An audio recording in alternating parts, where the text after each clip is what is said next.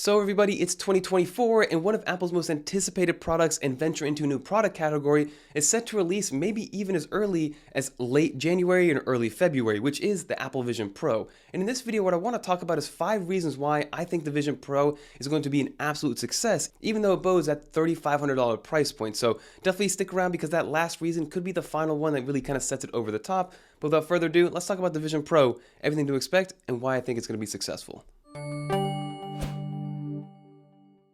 And now, before we get into all the amazing reasons why the Vision Pro is going to be an absolute success, we're going to talk about what we know so far in terms of what to expect from the Vision Pro. So obviously, from a pricing standpoint, it's going to be $3,500 USD, and it's going to only be sold in the US to begin with. But we also know the battery situation, so there's no built-in battery to the Vision Pro itself. You do have a 2-hour battery pack that is tethered to the actual Vision Pro, and that gives you, like I said earlier, it gives you 2 hours of kind of mobile battery, but you will have kind of maybe like, it's going to be like a MagSafe battery pack size that you stick in your pocket, and that's going to be tethered to the actual headset itself.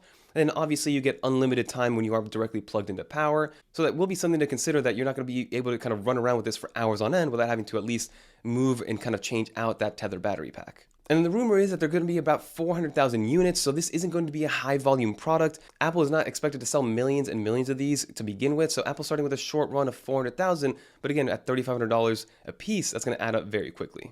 And then this thing is going to be a full-fledged computer on its own. We know that you do not need the rest of the Apple ecosystem to make this work as a main computer or a main device, because it is going to be powered by the M2 Ultra, and then there's also going to be a dedicated chip called the R1 that's going to be fully dedicated to processing all movements that are generated and seen by the cameras and the sensors. So that little double tap that Apple's been trying to teach us with the Apple Watch Series 9 and the new Apple Watch Ultra 2, that's going to be the main way of navigating, as well as kind of vision and kind of moving your eyes around and your pupils to select different applications. So that's what the R1 chip is for, just to purely process all of that movement and making sure that it's very accurate. And then lastly, it's been rumored that we're probably going to see this first week of February, maybe even as early as the last week of January on the shelves, and it's going to come with a corresponding kind of launch event. So maybe expect the launch event to be at the end of this month, and the product at the shelves in early February, and that remains yet to be seen, but I'm excited to see exactly when this comes out. But outside of that, we've seen some kind of emulations of what it's going to look like, but we don't really know everything that's going to bring. I'm just excited to see what $3,500 gets us with the Vision Pro. But now, let's get into those reasons. So now that we got the specs out of the way and what we know so far, I think the first reason why it's going to be a success is actually that expensive price point, because the fact that Apple's pricing it at $3,500, which for that price you can get an iPhone, an iPad, and a MacBook Air and have the whole Apple ecosystem right in front of you, but for that price point, Apple knows that this is not going to be for everybody. This is going to be for somebody that really wants to test the bleeding edge, that is very wrapped up in the Apple ecosystem and has that kind of disposable income to spend.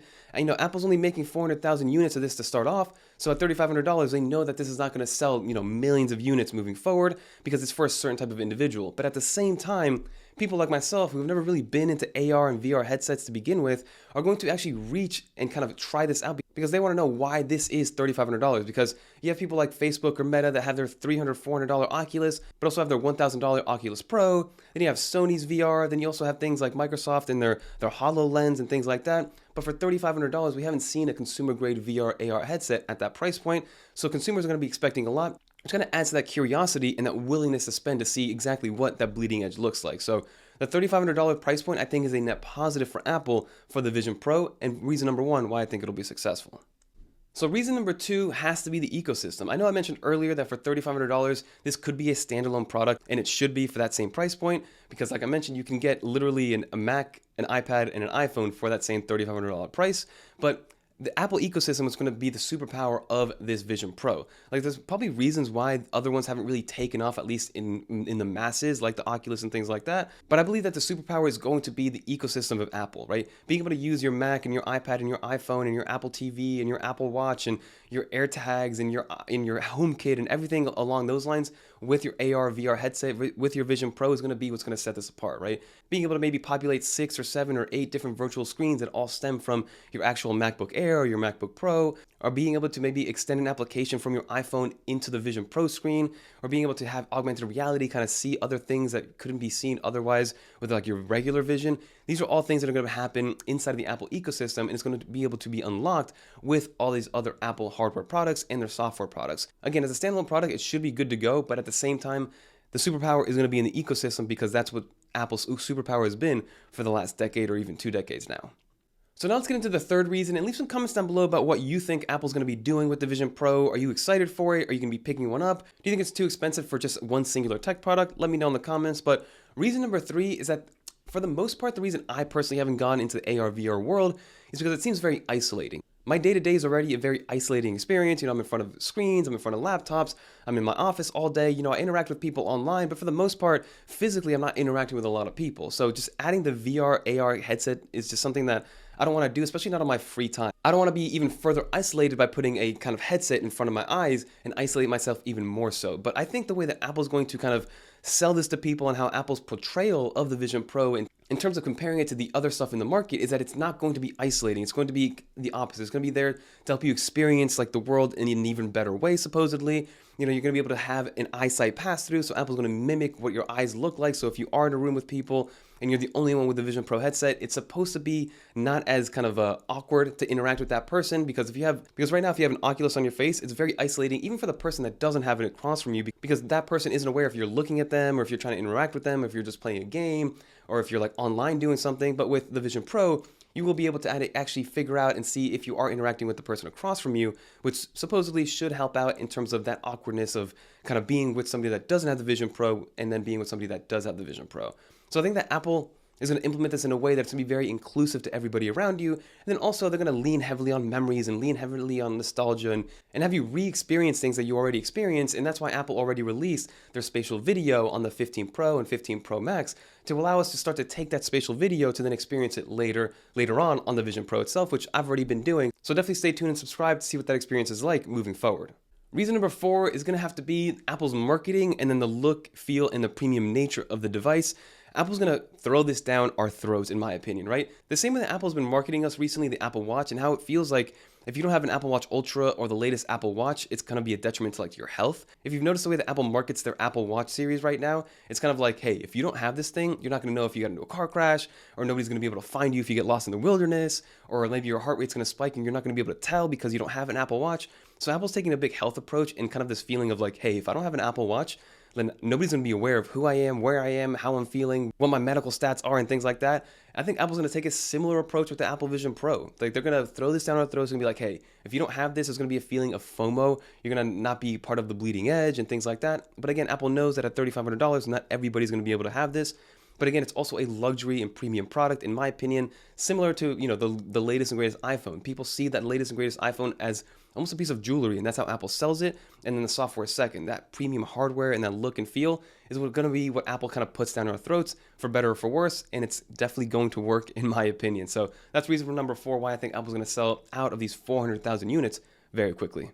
And reason number 5, and I think this is going to be the most important reason, is that developers are going to flock to the Vision Pro and the SDK, and they're going to want to code and develop for the Vision Pro as opposed to anything else.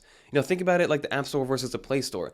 The reason the apps in the App Store are so consistent and they're very reliable versus the Play Store is because they only have to code for one type of ecosystem. They only have to code for like one iOS or one iPadOS. Yes, there are different sizes and variables, but even then, there's only 4 different sizes of iPhones, maybe 5 if you include the SE. But when you go into the Android world, there's multiple manufacturers, and each one of those manufacturers has multiple phone sizes, and each one of those phones have different specs and different speeds and different things that they can do with their internal chips. So there's just a lot more variability on the Android side and the Play Store side. And the reason why those apps are so reliable and why, for instance, like your stories look better on Instagram on your iPhone versus Instagram, let's say on Android, is because of the fact that there is less variability and coders and developers can get into the Apple ecosystem and code reliably knowing that, hey, this is going to go to an iPhone that's been the same iPhone for years and the same iOS kind of protocol for years and years, and it's not anything new. And I think the same thing is going to apply for the Vision Pro, especially on the productivity side. There's going to be a lot of productivity software being floating around on the VR AR side on the Vision Pro, and developers are going to be coding for that, especially because it's going to tie into the ecosystem like I mentioned before.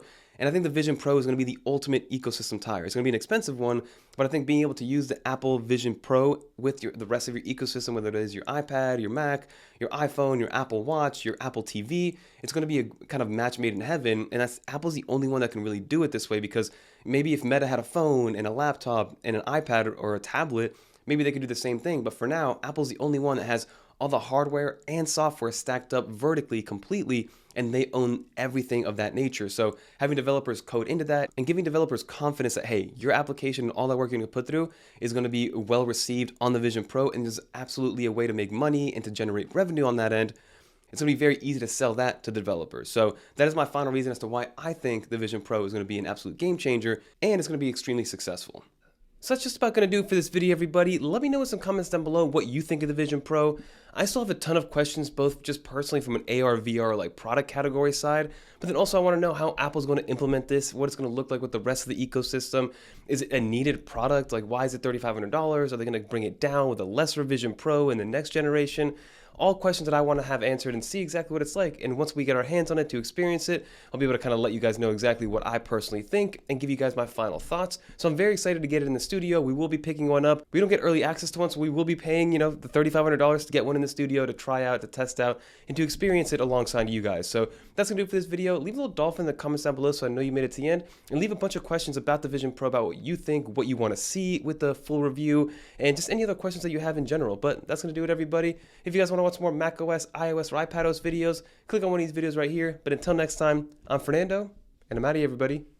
Peace.